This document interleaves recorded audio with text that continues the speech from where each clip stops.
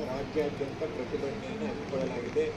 ದಯವಿಟ್ಟು ಮಾನ್ಯ ಸಚಿವರಲ್ಲಿ ವಿನಂತಿ ಮಾಡಿಕೊಳ್ತೇವೆ, ಆ ಸಂಘದ ಅಧ್ಯಕ್ಷರನ್ನು ಕರೆಸಿಕೊಂಡು ಯಾವ್ಯಾವ ಬೇಡಿಕೆಗಳನ್ನು ಈಡೇರಿಸಕ್ಕಾಗುತ್ತೆ ಈಡೇರಿಸಿ ಈ ಬಡ ಜನತೆಗೆ ಆಗ್ತಕ್ಕಂಥ ಅನಾನುಕೂಲವನ್ನು ತಪ್ಪಿಸ್ತಕ್ಕಂಥ ಕೆಲಸ ಮಾಡಬೇಕು ಎಂಬ ಮನವಿಯನ್ನು ಮಾಡಿಕೊಳ್ತೇವೆ. ಅವ್ರ ಜೊತೆ ಏನು ಬೇಡಿಕೆಗಳು ಇಟ್ಟಿದ್ದಾರೆ ಅದರ ಬಗ್ಗೆ ನಾವು ಅವ್ರ ಜೊತೆ ಮಾತುಕತೆ ಮಾಡಿದ್ದೀವಿ, ಮಾಡಿಲ್ಲ ಅಂತ ಏನಲ್ಲ. 2 ಬಾರಿ ಅವ್ರ ಜೊತೆ ಕರೆದು ಮಾತಾಡಿದ್ದೇವೆ ಮತ್ತು ನಿನ್ನೆನೂ ಕೂಡ ನಾವು ಏನೇನು ಕ್ರಮಗಳು ತಗೊಂಡಿದ್ದೀವಿ ಅದ್ರ ಬಗ್ಗೆನೂ ನಾವು ನಮ್ಮ ಕಮಿಷನ್ ಮುಖಾಂತರ ತಿಳಿಸಿದ್ದೇವೆ, ಏನೇನು ಆ್ಯಕ್ಷನ್ ತಗೊಂಡಿದ್ದೀವಿ. ಕೆಲವೆಲ್ಲ ಭಾಳ 50 ವರ್ಷದಿಂದ ಆಗದೇ ಇರುವಂಥ CNR, 12 ವರ್ಷದಿಂದ ಆಗದೇ ಇರತಕ್ಕಂಥ ಜ್ಯೇಷ್ಠತಾ ಪಟ್ಟಿಗಳು ಎಲ್ಲ ಕೂಡ ನಾವು ಇದ್ರ ಬಗ್ಗೆ ಈ ಸಲ ಆಗಬೇಕು ಅಂತಲೇ ಮಾಡ್ತಾ ಇರ್ತೇವೆ. ಕೆಲವು ನಾವು ಹೋದ ಸಲ ಕೌನ್ಸಿಲಿಂಗ್ ಮಾಡಿದಾಗ ಕೆಲವು ಅದರಲ್ಲಿ ಆಗಿರುವಂಥ ನ್ಯೂನತೆಗಳು ಅದರ ಬಗ್ಗೆ ಹೇಳಿದ್ದಾರೆ. ನಾವು ಅದನ್ನು ಈ ವರ್ಷ ಕೌನ್ಸಿಲಿಂಗ್ ಸರಿಪಡಿಸ್ತಕ್ಕಂಥ ಕೂಡ ಕ್ರಮ ತಗೊಳ್ತಾ ಇದ್ದೀವಿ. ಮತ್ತು ಕೆಲವು ವಿಚಾರಗಳಿದೆ, ಎಲ್ಲವನ್ನೂ ಈಗ ಹೇಳೋಕ್ಕೆ ಹೋಗೋದಿಲ್ಲ.